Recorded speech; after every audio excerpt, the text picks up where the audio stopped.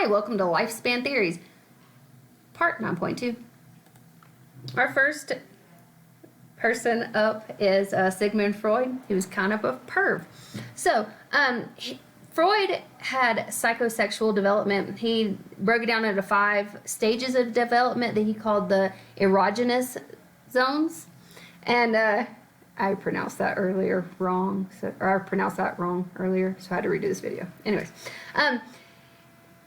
his findings about his zones were later disputed, and they are currently not supported. However, we do take away from Freud that our childhood does affect our personality, and it does affect our personality development.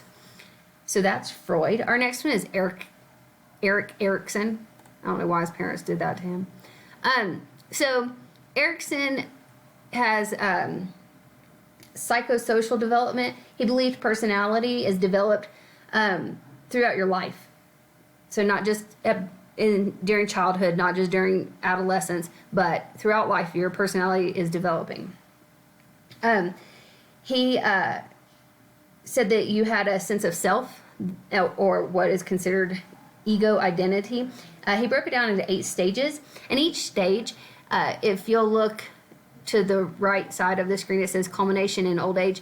This is your task that you have to accomplish, and if you don't accomplish that, he theorized that you fail, and if you fail, you develop a sense of inadequacy. So that was Erik Erikson. Our next one is Piaget. Piaget, if you've ever taken an education class, you know about Piaget. He had child development, reasoning and thinking comes in stages. In 9.1, we talked about continuous learning and discontinuous learning. He was a big proponent, and I guess he does make a point with discontinuous learning, and because he theorizes that your reasoning as you get older develops, and your way of thinking changes. And so I see where he's going with that, and I agree. But I still think that you learn in continuous and discontinuous ways. But anyways, he really helps with teaching, and he really Piaget's theories really help with lesson plan development and stuff like that.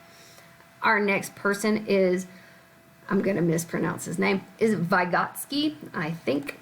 And Vygotsky, he was he had a socio-culture theory. He said that culture dictates our personalities, such as our language. I see where he's going with that. Our next person is Kohlberg, and I think that he and I would be friends because I love his theories. He had moral dilemmas, and so he did not give you like a test, a yes or no test. He wanted to deep dive into why you chose the way you chose.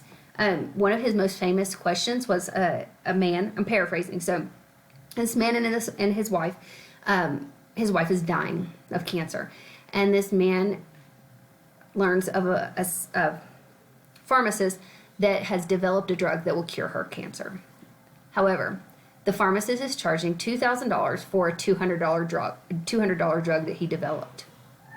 So the man, he goes and he tries to raise the $2,000, and all he can come up with is $1,000. So what he does is he goes to the pharmacist and he asks the pharmacist, I have $1,000. I will give this to you now. Please give me the drug and I will pay you back as I get the money. The pharmacist says no. And so later on, the man breaks in to the pharmacy and steals the drug, cures his wife. Is what he did wrong? I love these moral dilemmas. I think it's it shows how we think. It's the gray areas of the law. It's gray areas of education. It's just the gray areas that we really have to deep dive into. And I don't know, it's really cool to me. But that is it. That is our developmental theories or lifespan theories.